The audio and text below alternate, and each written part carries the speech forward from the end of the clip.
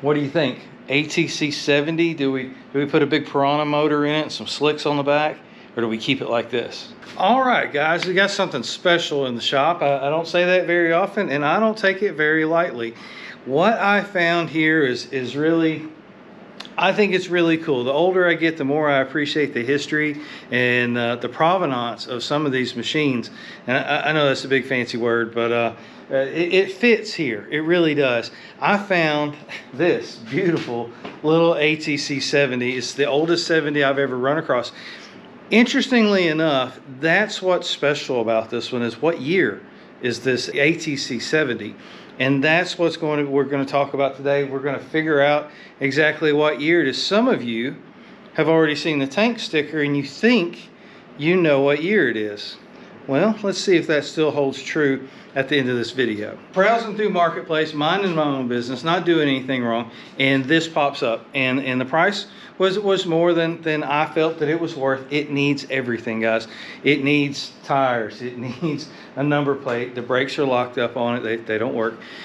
It doesn't run. The petcock is actually broken on it where the fuel line goes to it. We're going to pick it apart a little bit so you know the full picture here. Handlebars are bent just a little bit, but it does roll, it does shift through the gears. The motor probably runs, which we're going to have to look at that pretty soon. Steering has kind of a notch to it. If you see what I'm talking about, it self-centers, which I've never seen before. It's kind of neat. What that is probably we're missing a couple of bearings in there. Remember, these are just singular ball bearings all the way around. It's not a caged bearing. It's very, very easy for the stem to loosen up, and you drop a couple bearings, and all of a sudden you got kind of some wonky steering. Everything is here. The pull cord's here. The plastics are here, though they are broken all the way across the back. And of course, someone's went and riveted back on, which is a great way to save them. Plastic welding, really wasn't that common back in the day as it is today. We were going to attempt that. I do not want to change this machine. It's real easy to click and restore one, but that's not what I want to do. I think this machine needs to stay as close to this as possible, retain as many of its original parts as possible, and the reason I feel that way is because of what came with this machine. So in the listing, the seller showed pictures of what he had that went with this machine, and that really, perked my attention. I've never received a machine with this much paperwork. I didn't even know this much paperwork was given out when these machines were sold new. First and foremost, we have the original. Look at that. I've got some of these for other machines, but never one this old. This is the oldest one I've ever seen, 1978. That's what it says right there on the owner's manual. And so remember that, 1978. We thumb through here and we've got, how to ride a three-wheeler and how to service your three-wheeler and how to take it back to, it's got all that stuff in it. It's all the good stuff, it's the stuff that, for one reason or another, and kind of why we like these machines so much, is they're great machines, but they really were user-friendly to work on, and they just kind of make you feel special. Things like this letter I got with this one, which was pretty interesting. And so we got a card here, and it's Welcome to Honda. Check that out. It's got the serial number on this card, so we know this card goes with this machine. It's things that, come together need to stay together. Welcome to Honda. Honda's group, look at that. Well, to the group of nicest people. This card will introduce you to our authorized dealers throughout the United States. Snap it out and keep it with your person. They wanted you to carry your ID card with you everywhere you went. That's pretty cool. This is your warranty card, registration card. Should be presented to the authorized Honda dealer for any warranty work. We got warranty. This I thought was really cool. I've never seen one. I know a lot of you guys go out there and y'all pay $1,500, $2,500 for these machines in really rough condition. Have you ever thought about what they sold for new? We're about to find out. So this machine left Honda of Albany, Georgia. If you've ever heard of Albany, Georgia, they got a foosball team up there or something. But anyways, I don't do sports. I do three-wheelers. Y'all know this. This fella bought this machine in 1978. It was new. The salesman his name was Phil. Appreciate it, Phil. Phil sold this to our original seller. His first name was Farrell. Phil and Farrell, farting around. That's what they were doing.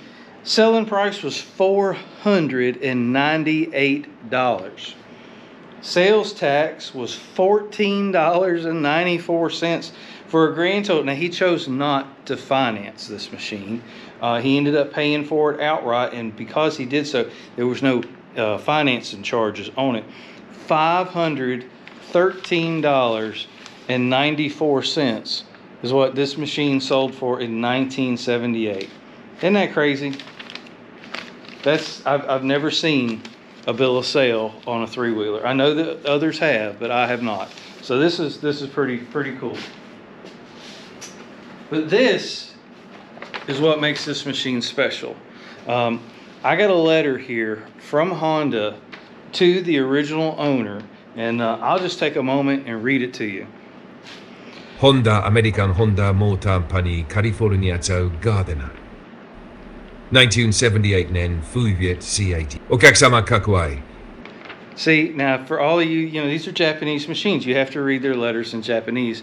Otherwise, it just doesn't have the same, feel to it. For you non-Japanese speaking individuals out here, this letter was sent out that says, our records indicate that you recently purchased a 1978 Honda off-road vehicle. We hope you are enjoying it. See, that's what I'm talking about. These people care now. This is good stuff. Unfortunately, we have just discovered that the label located on the frame of your vehicle may inadvertently contain some erroneous information. And what that information says in a nutshell is this machine, it left the factory with the wrong decal on it. I'm being real careful here. This stuff is delicate. They sent out to the original owner a replacement identification tag to go on the frame. So this machine should have been a 1978, but it was labeled 1979. And the original owner pulled the decal off. This is the original decal that came on it. You can see where it was on the frame. And then this is the replacement decal for 1978. So this machine is actually a 1978, but if you just walked up and read the sticker on it, it's a 1979. And for those interested, if I'm understanding the VIN number right, the last 4 digits is the actual production number. And if that being the case, it's just in the really low 4,000 units made that year. So there you go. Really cool machine. The chances of finding the paperwork and the machine and everything still together like that, to be able to tell that story was worth what I paid for it. I did not pay as much as what it sold for new, but I paid close to that for it. And as you see, it needs a lot of stuff. So we're going to get started on it. First and foremost, we're going to do a will it run. But I just wanted to kind of show you that they are still out there, and there's some really interesting information and stories that these old machines tell. And I think this one really tells a lot. I think the condition of it, we got to make it a roller. It does need to run, drive, and relatively stop. But as for changing anything about it, I really don't think I want to change anything. I think I want that letter to be with a machine that looks like it's from 1978, and I don't want it to look brand new. I don't want it to look all new and shiny. I want it to show its age, and then that way it just kind of tells, I think it tells a better story. I think if it looked brand new again and you had this letter, there'd be a disconnect. But that letter actually has the same information, the model number, serial number to this machine. And so I hope that going forward, whatever we end up doing with it, that those two items always stay together. I will certainly pass that information on to the next person, whatever may happen. So, all right, well, y'all probably saw that little short we did on this machine. It's really cool. 1978 Honda three-wheeler, labeled 1979. That's pretty crazy, isn't it? Let's go through the steps. What's it going to take to make it run? I've already told you that my plan for this machine is to keep it as original as possible. I'm not going to break the bank. We're not going to go source out new parts. I want it to look just like this, but run and drive. To me, ultimately, that shows a lot of character in the machine, how the people took care of it. And this machine clearly was used, loved, and appreciated, and taken care of, or it wouldn't look as good as it does. I really think it shows its battle wounds well, and for that reason, I want to retain those. So we will look for a new front tire. We're going to have that just to make it a rider. We're going to go through the steps, guys. If this is new for you, this is what we do here. We take old three-wheelers, four-wheelers, and we find them in this condition, we fix them up. Sometimes we keep them, sometimes we sell them. I really want to hold on to this one for a while. It's got a lot of neat story to it. And I like to tell those stories, as you can tell, and I like to try to preserve some of those stories best I can. So 4-stroke engine. First and foremost, the first thing I always want to look at on a machine like this is spark. Now the seller said he checked for spark, so that told us 2 things real quick. 1, he said it had spark, and 2, that means the motor turned over. Now, first thing you're going to want to do when you get a machine new to you, first thing you want to do is going to check the oil. I've already done so. If you're new to Hondas, the way you check the oil on a Honda is you don't screw the cap in, pull it out, wipe it off, stick it in until it seats and sits flat, pull it back out, and then that's how much oil you have. We have more than enough oil. So the next thing we're going to do, we're going to move through this pretty quick. I don't expect it to necessarily just bust off and run. Gas tank's pretty rusty. We're going to have to go through that. But let's see what we do have, what we are working with here. I'm going to take and pull this plug out. 17 millimeter will generally get it done. I like to try to see what we're working with here. How is the machine running? You can look up real easy on Google what a good plug versus a bad plug looks like. This one's black. It's very dry. It hasn't run in a very long time. It was running rich. It's got a little, you know, discoloration being black. It's probably burning a little oil, probably running a little rich. You know, the air filter could be plugged up and the kids are riding it, so it was running rich. Something simple like that will certainly darken a plug. This plug looks fine for how old it is. You can see how rusted it is sitting around here. This is an NGK. I can't tell you how old it really is, but it's pretty old. So I like to try to see what we're working with here. We're going to pull this out and just set it here on the head. You've seen me do this in others many times. While we have it out and open, since the machine is dry, I'm going to go ahead and squirt a little PB blasters, just a little squirt, not a whole lot. Remember, it is a flammable liquid, so be sure that your spark plug is not too close after you spray. But I want to lubricate that piston and go ahead and get it used to boot moving back and forth. I have not pulled this one over yet, so this is going to be new for both of us. I just took the seller at his word, and we've got spark. There you go, guys. It doesn't get any better than that. I didn't even pull it over. Sometimes you meet people and you just know they're telling you the truth. You know what I'm saying? And the couple that sold this to me, y'all are probably going to see this. Thank y'all so much again. I really do appreciate the opportunity. I appreciate you selling it to me. And we're going to do our best to preserve its history.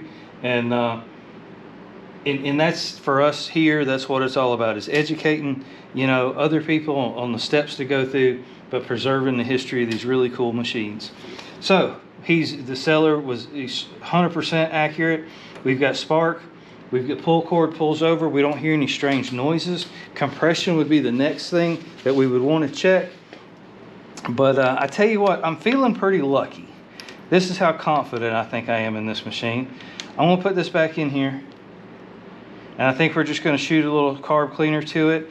I want to pull the air filter out, which you always want to do first before you start cranking on one.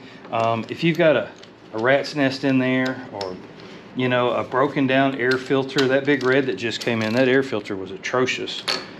Just snug your plug up. We need a JIS screwdriver here. Now this is a long bolt. If you're new to 70s, this is a long screw that runs all the way through. I'm actually holding the nut on the other side of the machine with my hand. I'm gonna pull this long bolt out just like that. Just put that little castle nut right back on there, kind of keep it safe. Careful here, this is where you might find something. And you know, we are, if you know me personally, we had a little scare this week. We found something we didn't want to find, if you know what I mean. It is springtime, this is Florida, and it was big and scary. So it's not here anymore, and you can read between the lines on that. And I sleep much better at night because of that. Now, we've got a lot of debris, tricycle guy, in here. And we've got a screen. There, originally from the factory, there is a black foam filter. It's just a piece of foam that sits all the way across in front of the screen. And it takes the air, brings it up into your carburetor here. But you see all this debris, this fine material. You don't want to suck that up in your carburetor. What that is just where the filter was breaking down over the years. Somebody has been in here they pulled that filter material out, and that was the right thing to do, but they needed to wipe this up a little bit better. So I'm going to turn the compressor on. We're going to blow this air out here, and then we're going to try to put some spray in there. All right, so as you see, I just sprayed this out, wiped it out with a paper towel, maybe a little cleaner on it, and just clean it up just a little bit. Kind of, you know, the less trash you can get in there, the better. I'm not going to pull the carburetor. I just want to see if it'll bust off, if it'd just pop. It popping and making a little noise answers so many questions really fast. It tells us that we've got compression, which tells us that our valves are working and closing and like open and closing like they're supposed to. It tells us that we've got enough compression for it to run. It may smoke, it may not, but we have a pretty big problem here. We know we've got spark, and I got to tell you, that's always the first thing I go for because I think it's the hardest. But we've got a broken petcock here on this, you know, where the fuel comes into the carburetor, and there just ain't no fixing that. We're gonna have to replace this bottom bowl. I don't want to get, we've also got a broken choke here, but it does function. Well, at least this part of it, we think it functions. Let's just see what it does. All the adjustments seem to look, you know, they're in the right place. We're not missing screws and stuff. Again, guys, you know, originality goes a long way. Always, the more original you can find a machine, the better off you are. Having the pull cord, this is always good because they break and people put a drill on them. Not all bent and hammered back. We've seen that. It just really represents itself extremely well. The paint, I can't wait to wash it, and I hate washing stuff, but I think a good detail. This plastic is not busted, and it is original, guys. That the front fender anyway, sorry. The back one is broken. There's a crack all the way across it, but my goodness, I like it. I like it a lot. So let me quit yammering on around here, and let's shoot some spray to this thing and see if it's going to make some noise. All right, so if you're going to use a little spray, be easy with it, not too heavy-handed. Open your throttle up. Make sure, in this case, we got lucky, our throttle's working. Listen close. Hear that clicking? That's actually the slide coming down, closing the throttle. It's very important that that slide comes down and you hear that click so you don't get a runaway when this thing fires up. Hopefully it fires up. Let's see. So I'm just going to shoot a little carb cleaner right up in the throat there of the carburetor. The throttle I'm holding wide open. That's it, just a little bit. We just wanted to see if it's going to bust off.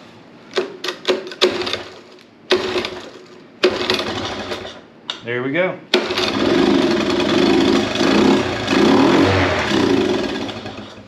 Okay, guys. Sometimes I wish they were a little bit harder, because y'all are going to stop believing that I do anything. Y'all think, well, he just already gets them running. That runs. That runs. We just need to get the carburetor petcock fixed on that one. You know who to call for that, don't you? Yeah, that's right. Curtie over at 223cycles.net. He carries a replacement carburetor that only has one pickup, which saves you the 2 fuel lines and the 2 filters and all of that stuff. It's really a much more, it's a better way of doing things. So definitely go to the site, www.223cycles.net. Look under ATC 70s, you'll see them listed there. I'm gonna have to get one for this machine right out of the gate. We are going to keep this one as barn fine as it was. I'll tell you the story. The man that I bought it from, it was give to him for helping a lady out. She had this in her barn and he was helping her do some work around the house. She opened the door and he walked into the barn and he saw it sitting there and he just made a comment like, hey, that's cute. And she said, do you like it? And he said, well, yeah, it's cute. And she said, would you take it away? I need the space.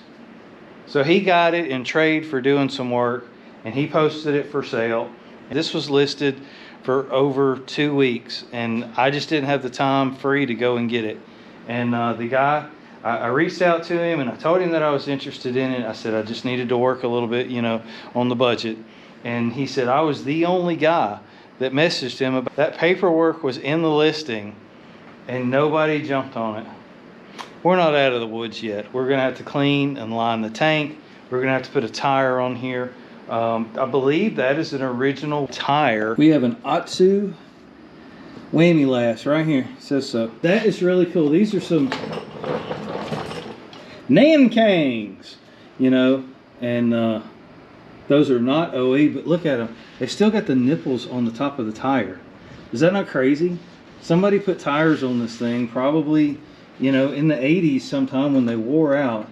Brand new tires, and then never rode it for whatever reason. It just sat around. Now, it did smoke a little bit, but hey, you know, if I sat around for 30 years, I'd probably smoke a little bit too. There's no rust on the frame. Everything is here. This old aluminum gets really brittle, and the guy might have put a wrench on it. Maybe he was a little heavy-handed trying to take these fuel lines off and broke them. But you know, if that's all the real damage that it sustained in its life, that's amazing. This brake's locked up. I don't know if it's here or if it's the cable. We might be able to free that, but it's completely locked up. I don't know what this is. I don't know what this yellow schmutz is here on the muffler. If y'all know, put it in the comments. I don't know if that's some redneck JB Weld there, or some caulk, or it's too hard to be spray foam. It looks like the muffler may have rusted out at some point in time, and somebody put some JB Weld and tried to stick this back in there. I don't know. It's possible. Axles are straight. You hear the chain rolling in there. Sounds pretty good. Can't see it, but it sounds all right. Our exhaust is all intact. These rust out really bad, guys. They're the lowest thing on the machine. This one is rusty, but it's not through anywhere. It gets drug in the mud. It gets really dirty. Of course, it hits things. And then when they get a flat tire, if they're sitting in the wrong position, this can be actually touching the ground and rot completely out. Our pegs are all nice. I mean, this is nice. We've got our heel guards here, which were probably the first machine that I can think of that came with heel guards factory. I guess the little kids, they felt that they needed a little bit more protection. I would say this is as much a heel guard as a fender guard. I don't know what they call it, but it does both jobs. Our frame is a little bent here. We know that we've got a situation here in the bearings, the headset, because of the way it turns. It kind of self-centers. See how it does that?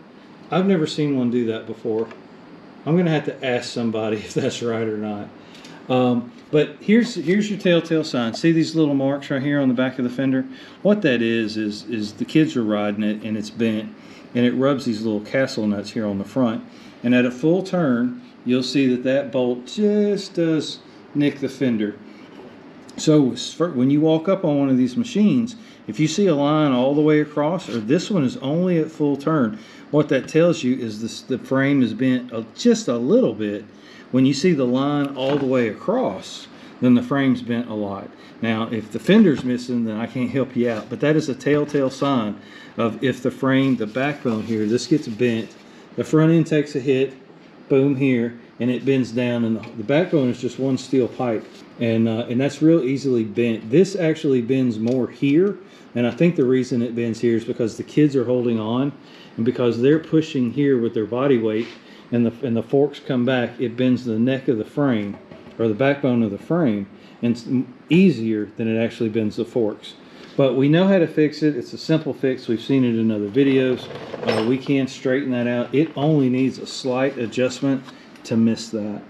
So we've got a few parts to order, but wow, what a story. I mean, 1978, mislabeled as a 1979 and sold new just a few hours from the original bill of sale. We know what they paid for it in 1978.